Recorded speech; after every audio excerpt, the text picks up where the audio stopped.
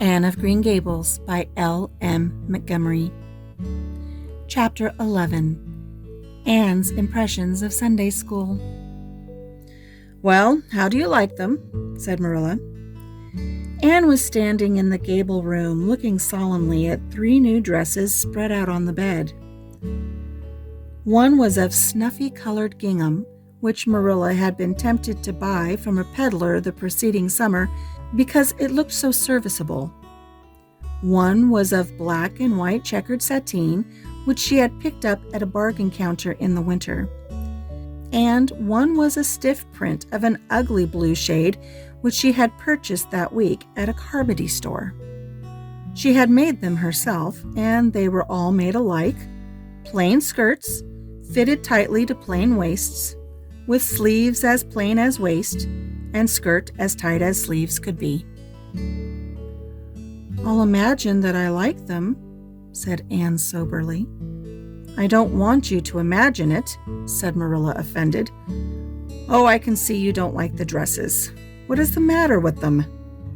Aren't they neat and clean and new?" "Yes." "Then why don't you like them?" They're not pretty," said Anne reluctantly. "Pretty?" Marilla sniffed. "I didn't trouble my head about getting pretty dresses for you. I don't believe in pampering vanity, Anne, I'll tell you that right off. Those dresses are good, sensible, serviceable dresses, without any frills or furbelows about them, and they're all you'll get this summer. The brown gingham and the blue print will do you for school when you begin to go. The sateen is for church and Sunday school. I'll expect you to keep them neat and clean and not to tear them. I should think you'd be grateful to get most anything after those skimpy, wincey things you've been wearing." "Oh, I am grateful," protested Anne. "But I'd be ever so much gratefuler if you'd make just one of them with puffed sleeves. Puffed sleeves are so fashionable now. It would give me such a thrill, Marilla, just to wear a dress with puffed sleeves." "Well, you'll have to do without your thrill. I hadn't any material to waste on puffed sleeves. I think they are ridiculous-looking things anyhow. I prefer the plain, sensible ones." "But I'd rather look ridiculous when everyone else does than plain and sensible all by myself," persisted Anne mournfully. "Trust you for that. Well, hang those dresses carefully up in your closet and then sit down and learn the Sunday school lesson. I got a quarterly from Mr. Bell for you, and you'll go to Sunday school tomorrow," said Marilla, disappearing down the stairs in high dudgeon. Anne clasped her hands and looked at the dresses.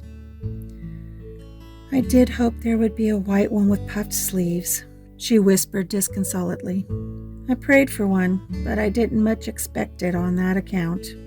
I didn't suppose God would have time to bother about a little orphan girl's dress. I knew I'd just have to depend on Marilla for it. Well, fortunately, I can imagine that one of them is of snow-white muslin with lovely lace frills and 3 puffed sleeves." The next morning's warnings of a sick headache prevented Marilla from going to Sunday school with Anne. "You'll have to go down and call for Mrs. Lynde, Anne," she said. "She'll see that you get into the right class. Now mind you, behave yourself properly. Stay to preaching afterwards and ask Mrs. Lynde to show you our pew. Here's a cent for collection. Don't stare at people and don't fidget. I shall expect you to tell me the text when you come home." Anne started off irreproachably, arrayed in the stiff black and white sateen, which, while decent as regards length and certainly not open to the charge of skimpiness, contrived to emphasize every corner and angle of her thin figure. Her hat was a little, flat, glossy new sailor, the extreme plainness of which had likewise much disappointed Anne, who had permitted herself secret visions of ribbons and flowers. The latter, however, were supplied before Anne reached the main road, for being confronted halfway down the lane with a golden frenzy of wind-stirred buttercups and a glory of wild roses, and promptly and liberally garlanded her hat with a heavy wreath of them. Whatever other people might have thought of the result, it satisfied Anne, and she tripped gaily down the road, holding her ruddy head with its decoration of pink and yellow very proudly. When she reached Mrs. Lynde's house, she found that lady gone. Nothing daunted, Anne proceeded onward to the church alone. In the porch, she found a crowd of little girls, all more or less gaily attired in whites and blues and pinks, and all staring with curious eyes at this stranger in their midst, with her extraordinary head adornment. Avonlea little girls had already heard queer stories about Anne. Mrs. Lynde said she had an awful temper. Jerry Boot, the hired boy at Green Gables, said she talked all the time to herself or to the trees and flowers like a crazy girl. They looked at her and whispered to each other behind their quarterlies. Nobody made any friendly advances. Then, or later on, when the opening exercises were over and Anne found herself in Miss Rogerson's class. Miss Rogerson was a middle-aged lady who had taught a Sunday school class for 20 years. Her method of teaching was to ask the printed questions from the quarterly and look sternly over its edge at the particular little girl she thought ought to answer the question. She looked often at Anne, and Anne, thanks to Marilla's drilling, answered promptly. But it may be questioned if she understood very much about either question or answer. She did not think she liked Miss Rogerson, and she felt very miserable. Every other little girl in the class had puffed sleeves. Anne felt that life was really not worth living without puffed sleeves. "Well, how did you like Sunday school?" Marilla wanted to know when Anne came home. Her wreath having faded, Anne had discarded it in the lane, so Marilla was spared the knowledge of that for a time. "I didn't like it a bit. I was horrified." "Anne Shirley," said Marilla rebukingly. Anne sat down on the rocker with a long sigh, kissed one of Bonnie's leaves, and waved her hand to a blossoming fuchsia. "They might have been lonesome while I was away," she explained. "And now about the Sunday school. I behaved well, just as you told me. Mrs. Lynde was gone, but I went right on myself. I went into the church with a lot of other little girls, and I sat in the corner of a pew by the window while the opening exercises went on.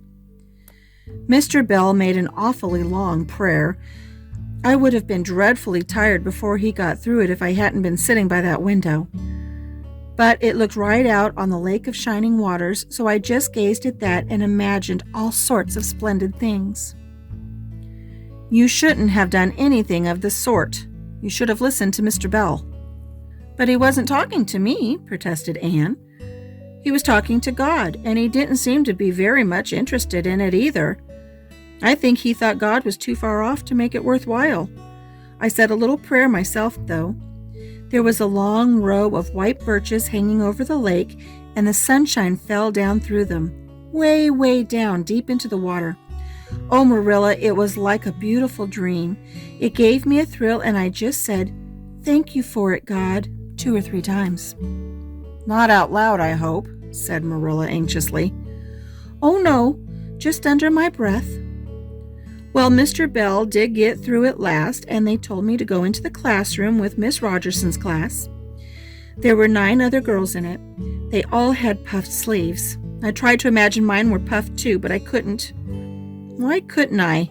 It was as easy as could be to imagine they were puffed when I was alone in the east gable, but it was awfully hard there among the others who had really truly puffs.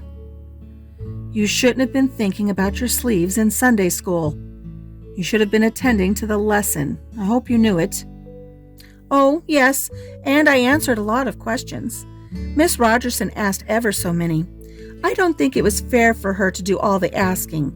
There were lots I wanted to ask her, but I didn't like to because I didn't think she was a kindred spirit." Then all the other little girls recited a paraphrase. She asked me if I knew any. I told her I didn't, but I could recite The Dog at His Master's Grave if she liked. That's in the Third Royal Reader. It isn't a really truly religious piece of poetry, but it's so sad and melancholy that it might as well be. She said it wouldn't do, and she told me to learn the 19th paraphrase for next Sunday. I read it over in church afterwards, and it's splendid. There are 2 lines in particular that just give me a thrill. Quick as the slaughtered squadrons fell in Midian's evil day. I don't know what squadrons mean, nor Midian either, but it sounds so tragical. I can hardly wait until next Sunday to recite it. I'll practice it all the week. After Sunday school, I asked Miss Rogerson, because Mrs. Lynde was too far away, to show me your pew. I sat just as still as I could, and the text was Revelation's 3rd chapter, 2nd and 3rd verses. It was a very long text. If I was a minister, I'd pick the short, snappy ones. The sermon was awfully long, too. I suppose the minister had to match it to the text. I didn't think he was a bit interesting. The trouble with him seems to be that he hasn't enough imagination. I didn't listen to him very much. I just let my thoughts run, and I thought of the most surprising things. Marilla felt helplessly that all this should be sternly reproved, but she was hampered by the undeniable fact that some of the things Anne had said, especially about the minister's sermons and Mr. Bell's prayers, were what she herself had really thought deep down in her heart for years, but had never given expression to. It almost seemed to her that those secret, unuttered, critical thoughts had suddenly taken visible and accusing shape and form in the person of this outspoken morsel of neglected humanity. That concludes Chapter 11. Join us again as we read Chapter 12, A Solemn Vow and Promise.